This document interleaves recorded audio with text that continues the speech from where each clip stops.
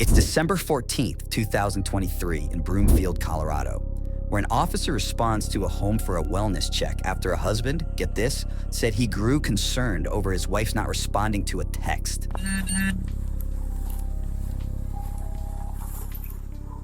Hello. Oh, I was just, I'm their neighbor, and they called me. They're like, can you go see if she'll answer the Oh, yeah, he sent us as well, so. Yeah, I'm like, I don't know. Just next door? Okay. All right, well, you got this. Alrighty, man. Appreciate it.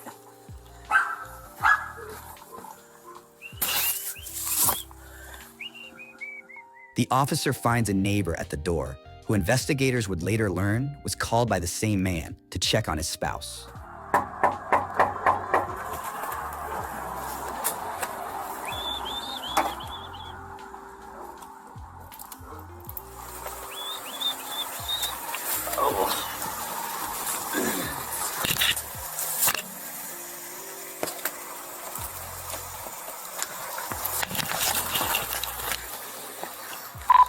$151, send medical, and $110. I need a 4th Sentry.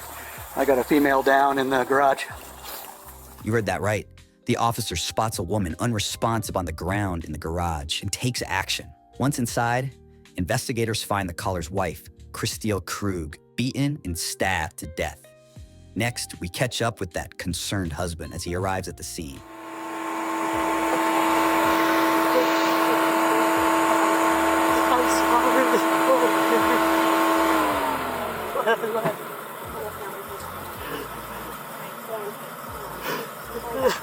Police identify the man, seen here, as 44-year-old Daniel Krug, the victim's spouse of over 20 years.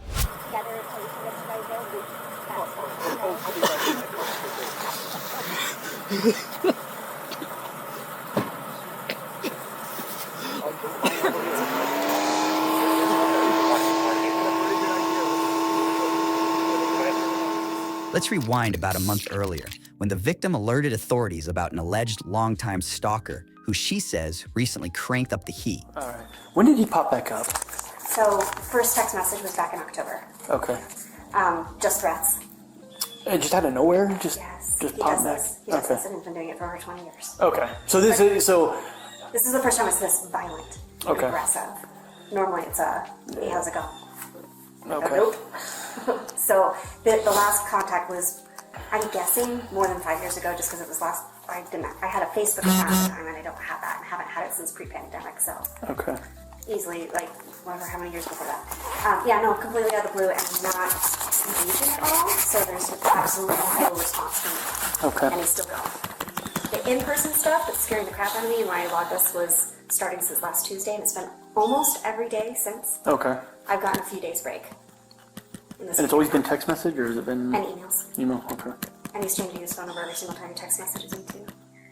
Christelle explains that an ex-boyfriend from over 2 decades ago, who she says has periodically contacted her over the years, suddenly popped up again. But this time, things were different. The soon-to-be victim describes explicit text messages and emails that grew to be threatening in nature, alongside inappropriate pictures too graphic to show.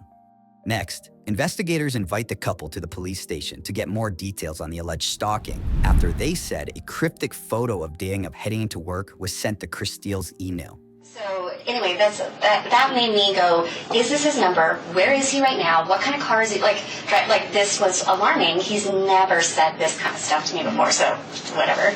And the fact that it went so emotional is like, something's really wrong here. Then things go dark, right? And this is when I then contact you guys, because this now is escalating. This is not just threats against me, it's threats against my husband. He contacts me, and you'll see in my little log that this is an email address he contacts me now from more frequently, like he actually reuses it. But he is now showing that picture that day. There's snow on the ground.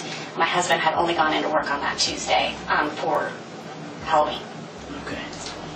I'm guessing that it was creepy, but not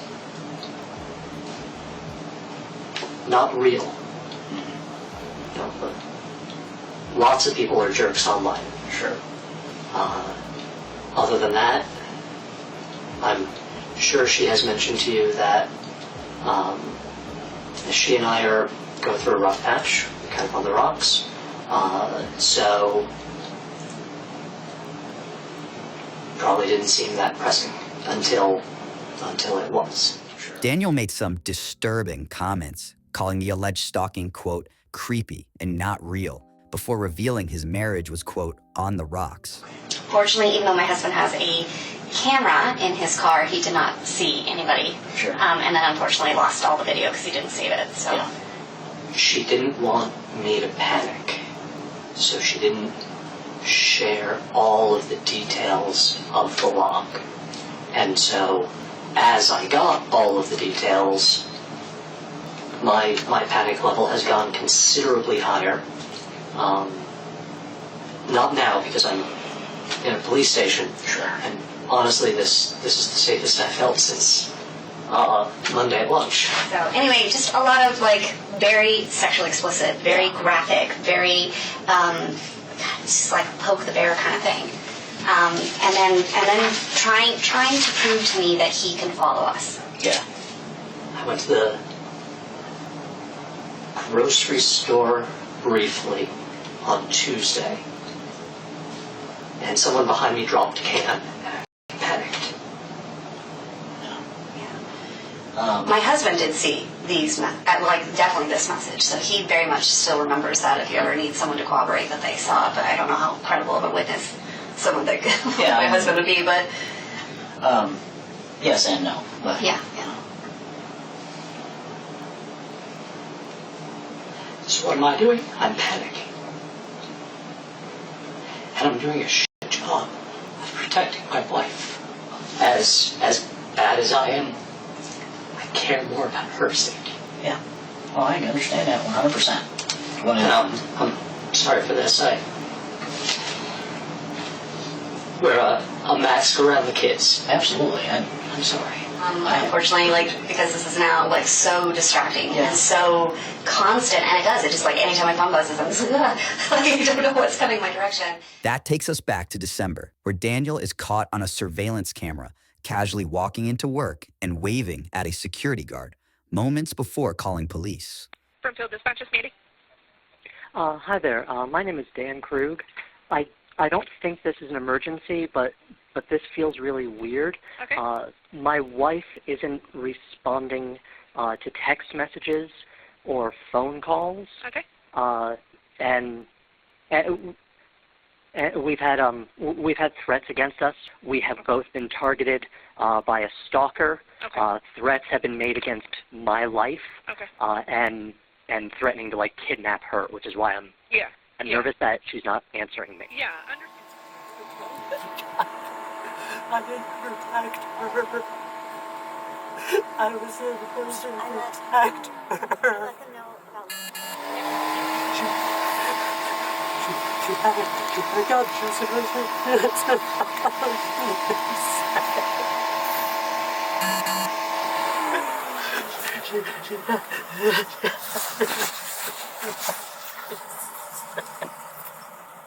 Daniel is escorted to the police station, where detectives have plenty of questions for him.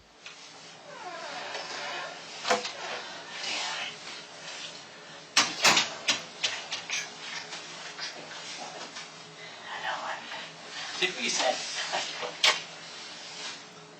Call police. Couldn't you call police? Did what you said. I had to protect her. It's not your fault. I was supposed to protect her. She was rushing me out the door. I was Pinfield. I was leaving. She told me that I had to go because she had a meeting. She was rushing me, and I went. She sent tissue, but she texted me asking me to pick up. So I canceled or skipped my my CFO meeting. So I and I left her for this. And you couldn't get a hold of her. She sent you that text. And that's as much contact as you had with her today. And panicked when the check marks weren't there.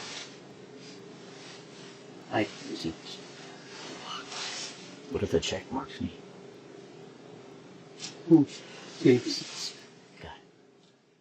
Daniel tells his initial story to investigators, saying his wife allegedly rushed him out the door before texting him about the kids shortly before the attack. Prosecutors would later allege that Daniel sent himself the message from his wife's phone in a suspected alibi attempt. That's when he said he noticed she hadn't read the text and panicked before calling police and a neighbor. Well, you mentioned earlier that she didn't tell you about something kicks. Which one was that? Kick man. That's what we call the sucker. Doesn't deserve that. Okay, and Midge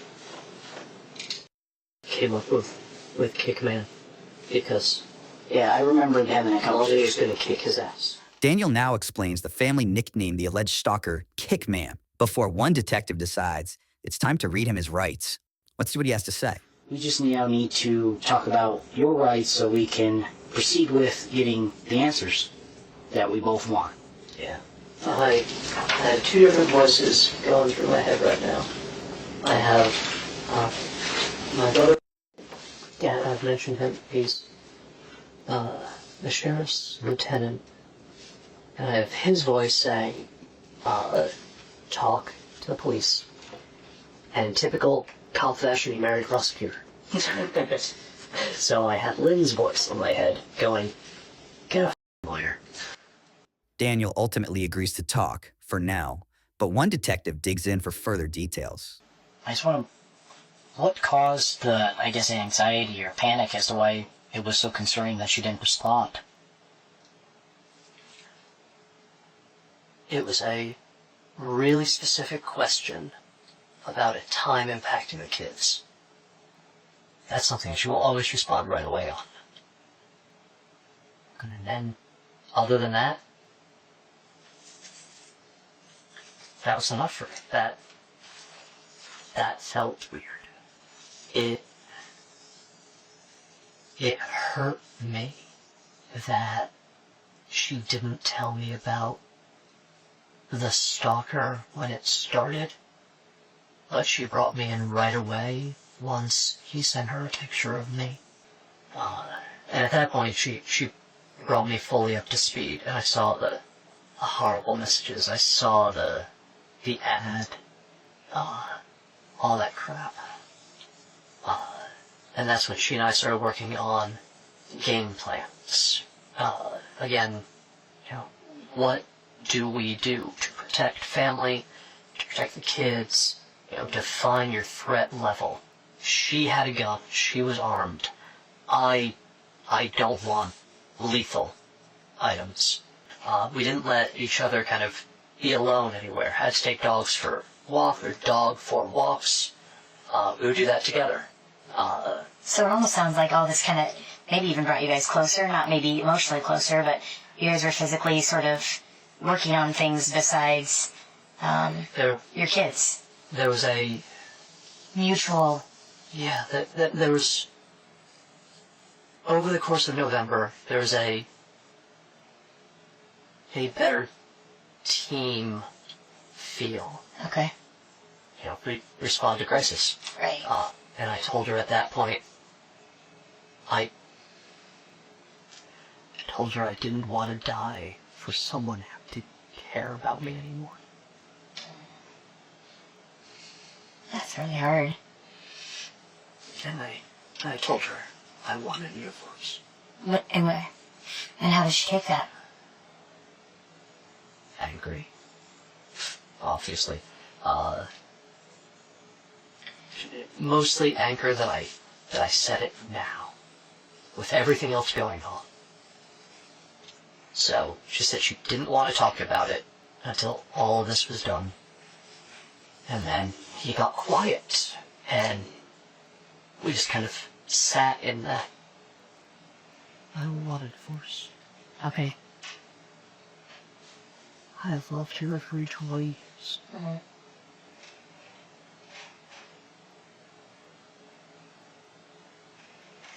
I was hurting when I said that. And what I wanted was her to say she cared about me. She did. What's his name? The other detective, said that the cameras were turned off. That shouldn't happen. The only way that the cameras can be turned off is through the app. One of us has to hit the button. According to an arrest affidavit, multiple home surveillance cameras were not recording at the time of the incident, while another was found covered in blue painter's tape. He said they were turned off, and one of them looks like it has something on it. So, in my brain, I'm thinking someone made a move against her. So in my brain, the story that I have is someone came to the door. Maybe she went outside to get a package, and they must have come in. And she's a fighter. She's strong. She would have fought. And why do you say that? Have you guys fought before, or you just know that? Okay.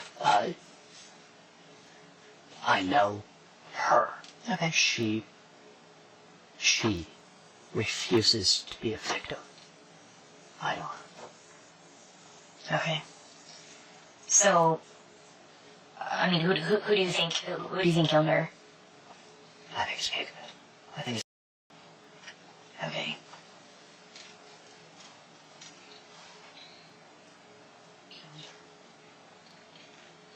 I'm sorry, that's the first time I really said that. I'm sorry to... Well, that's what happened, and that's why we're taking this so seriously. Now, Daniel again points the finger at the alleged stalker when investigators reveal some conflicting information. What if I told you that we had already spoken with him? There's no way that he was in town today.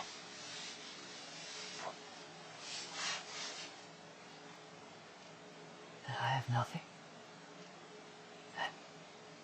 And I'm terrified to bring my children home. The Gmail account, the Kickman account that you guys initially received with the photo of you in it, and the phone number, those originated through their IP addresses at your office. Doesn't make any sense. Well, he took the photo of me at my office. Right. But both of those accounts originated from IP addresses that was back to your office. I don't know what to do with that. There are Wi-Fi access throughout the facility for employees, and there's public Wi-Fi access throughout the entire facility. And we literally post the passwords in every single meeting room. Okay. Okay. Because I guess the biggest concern is just the timing of everything, that it just doesn't quite make sense to have somebody create an account, take a photo, and then immediately send it off, and then the account is no longer being used. None of this makes any sense. Things are certainly pointing in one direction right now. So I'm going to throw this idea out there. Right? You know he has reached out to her in the past, a number of times. She's been very open about that, yes. Right. The last time was 2016-ish. He had asked her at one point if she wanted to have sex. I think he's approached her multiple times. Right? So this next time, if there's any bit of question about infidelity, whether it's with or anybody else, we might create an account to see if we can create a facade or see if Christine's actually interested in me. So we ask her and push the bounds a little bit and see if that will confirm our suspicions of infidelity.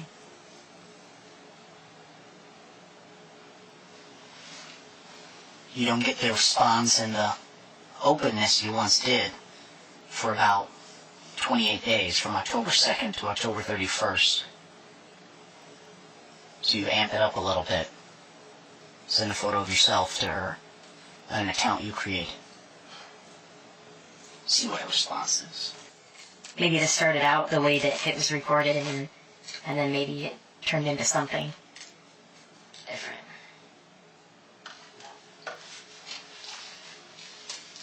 Is that to suggest that I would put my children through this? But I think ultimately what happened today would bring you the closest to your children that you've probably ever been in your mind. There has to be someone else. That was able to turn off the cameras, that was able to access a password-protected system to turn off cameras, that was able to use your IP address from your work to create accounts, to send messages and photos, to act as a stalking suspect. Well, tell me. Help me make sense of it. I don't know, I'm not the one who does this. I'm analytical at work, and I read and write fiction at home. I don't do crime drama. I don't know what it is. If you're adamant that it's not Kickman, then there has to be something else. Kickman is 6.5 hour drive from here. There's no way you could have made that drive. If you flew, we would have record of that. That doesn't show up on any sort of flight record through the FBI, DEA, Homeland Security, anything like that. And then, in fact, he was contacted in his house, severely intoxicated.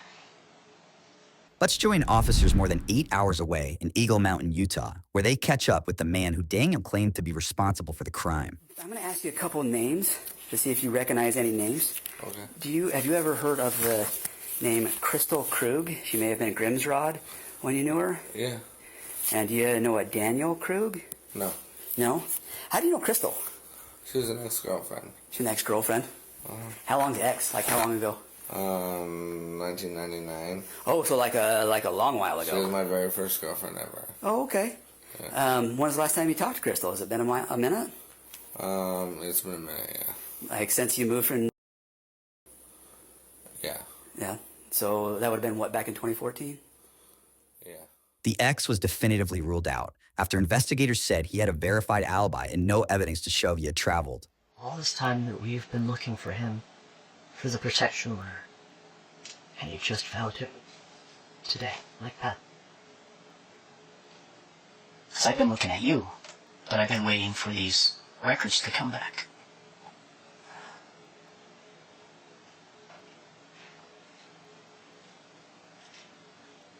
We've been chasing the wrong dog. Am I under arrest? Is it? It sounds like you're accusing me. We have a lot of information that points your direction, and we were hoping that you could provide a legitimate explanation other than it wasn't me. We have publicly available internet.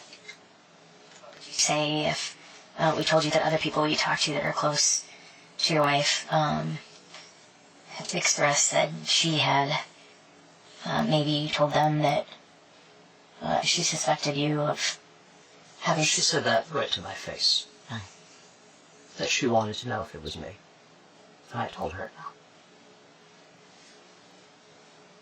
But why would she suspect that? I don't understand how we take the leap from we haven't had a romantic relationship for a long time in our marriage to I suspect my husband is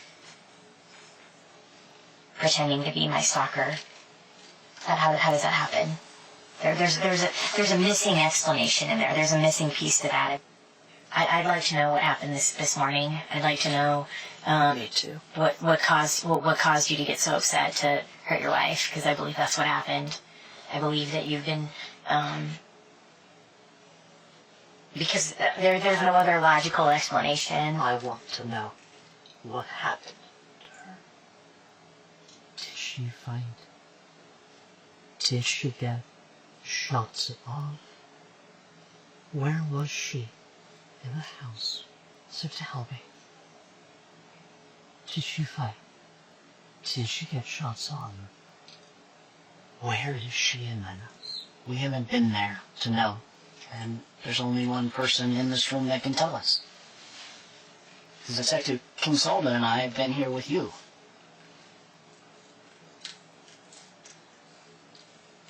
I think you know the answer to all those questions. I think you got confirmation or found out that she had a boyfriend this morning, or something happened that pissed you off, and you did something that you regret now because you can't go back. And you can't go back to, stalking her secretly, or pretending to be her stalker, or making plans, having cooperation with one another, although it's not romantic, having cooperation with one another to fight together against Kickman. You have your theory. It is wrong. Please, find the Bible. Is this the point where, whatever that checklist is, I say, I'll have it for you? Yeah, that's fine. Daniel asks for an attorney and ends the interview, but it's not long until we hear from him again. I want you to find who did this. Because I know it's. You don't believe that? Fine. Just don't stop looking elsewhere for something, okay? Find who did this. Are you married? With kids? Divorced? Right behind you. I don't care if you capture him. I just motherfucker bang. He took my children's mother for Christmas.